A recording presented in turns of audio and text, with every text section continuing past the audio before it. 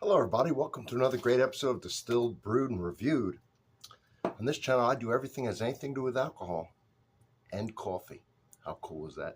And the first comment, see I put together an unbelievable playlist for you. When you go on it, to see those categories, click on it, and go to town. But to make it real easy, every video I do I pin the first comment because that always has a link pertaining to the playlist that pertains to what I'm reviewing, in this case bourbon. So on my shelves back here, I noticed I had 13 Old Forester bourbons and that I had reviewed 2. I don't know. It's one of my favorite distilleries. So I'm going to get to reviewing them all right?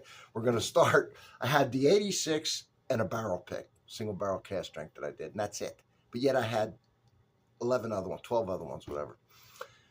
So we're going to start. So I've been popping them out, and today we're going to do the 1870. Look at it one more time. You see that it's 90 proof, original batch. And the reason it says original batch is because originally in 1870, when Brown Forman started, they were the first ones, by the way, to bottle and seal their whiskey. Before that, people would just bring in jugs and so forth, and they wanted to assure quality, put their label, put their name on it. And how they got the name Forester, that was George Garvin Brown that did that. You get Brown Forman fame. But Forester was a doctor, a prominent doctor at the time in Louisville, and he was a friend of Mr. Brown's, and he approved of whiskey for medicinal purposes and the fact that they were sealing it in individual bottles, so he got kind of behind the product. There were only 6 distilleries that were able to distill whiskey during Prohibition for medicinal purpose. Brown Forman was one of them.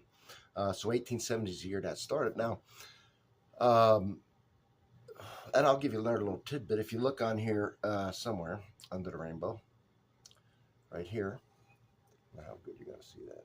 It says whiskey, but it's spelt without the E, like the old style, like they do in Scotland.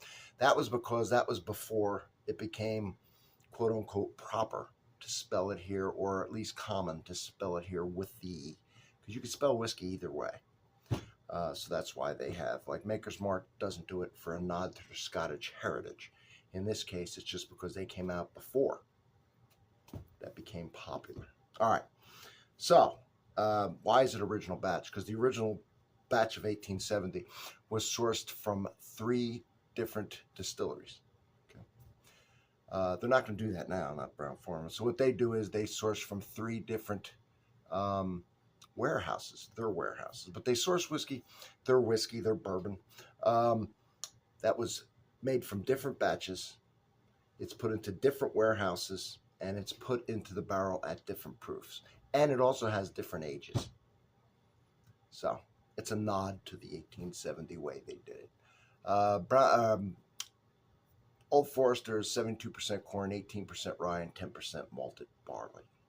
So that is the story behind this 1870. So let's get into it. I've been sipping it a little bit. So I'm acclimated at this point. Put a little more. I like to see the pour, right? Why wouldn't you? First, let's look at the color in the bottle while we have it up. There it is. You can see me through it a little bit. And here it is in the Glencairn glass. All right. Like I say, 90 proof, 45% ABV. You know what that means? Some people say it, they don't really know what it means. You will hear in a second. It just means that 45% of the liquid in this bottle right here is alcohol. All right. Man, I know on that 86, and I'd always, Brown Forman, or, well, in particular, Old Forester, and Jack Daniels always give me banana. Jack Daniels, unbelievable. But in this case, I haven't been getting it lately. As a matter of fact, I'm getting orange. I'm getting, again, a creamed corn, where you're getting the sweetness and the corn and the sweetness. There is a sweetness coming through. Nice orange.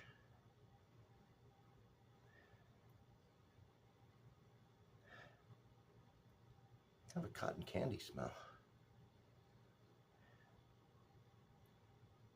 Cherry. Yeah, a lot of fruit in here. All right, let's give it a taste.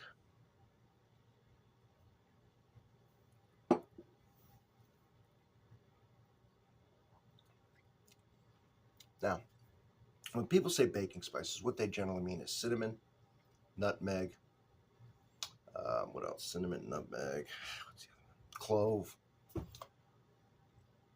Cinnamon's very common. It comes from the barrel. And this one, if I had to pick, it's light cinnamon, more of a clove. You don't get that a lot. It is, you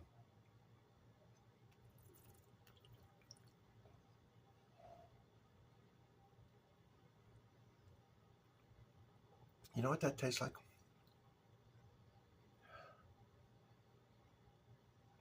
That sweetness, I'm seeing if I smell it more. I taste it. Vanilla icing. Vanilla cake icing. It's reminiscent of that. I don't know if I've ever said that before. This has the vanilla and has the sweetness. For some reason, it's just reminding me of icing. It does have a barrel, but it's not overwhelming. There's no real tannin to it, the bitterness to the barrel. Therefore, I don't detect any nuttiness to it, me personally. So vanilla icing, nutmeg, cinnamon / ginger. There's some nice spiciness in there. Kind of sweet. Like it's going to be tasty. That's all I'm getting, by the way, on this lingering finish. Yeah. Oh, yeah. Now I can taste the icing. Put that in my head. I bet you taste it now. There's definitely some little bit of clove, a little bit of cinnamon, a little bit of ginger, a little bit of barrel.